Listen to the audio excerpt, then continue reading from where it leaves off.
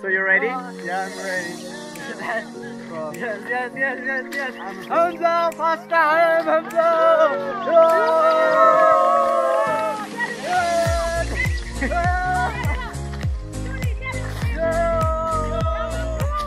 Well, I'm a bit nervous, but I'm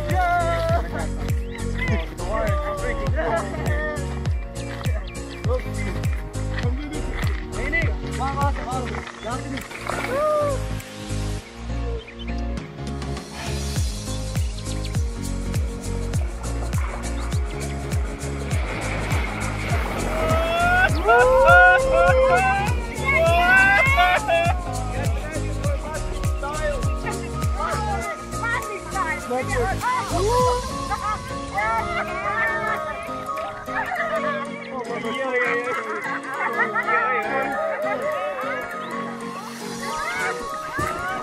Yeah, that's it!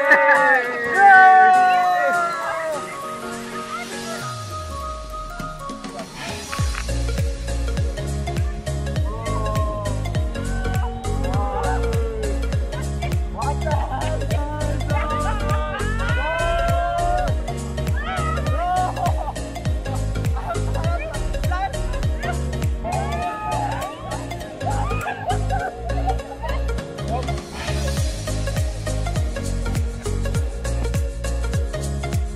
Kürekler forek! Yatıracak! Yatıracak! Yatıracak!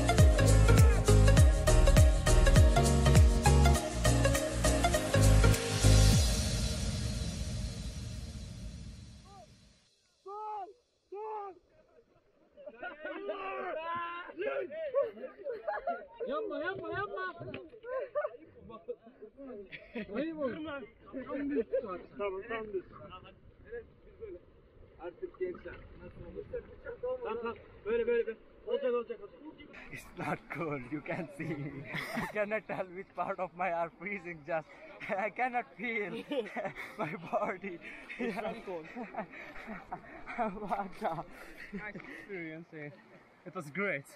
Yeah. No regrets? No regrets. Not cold? Yeah, a bit. Yeah, the water was a bit cool, but no regrets about it because I'm safe. Yeah, that's what matters. Thank you. Awesome.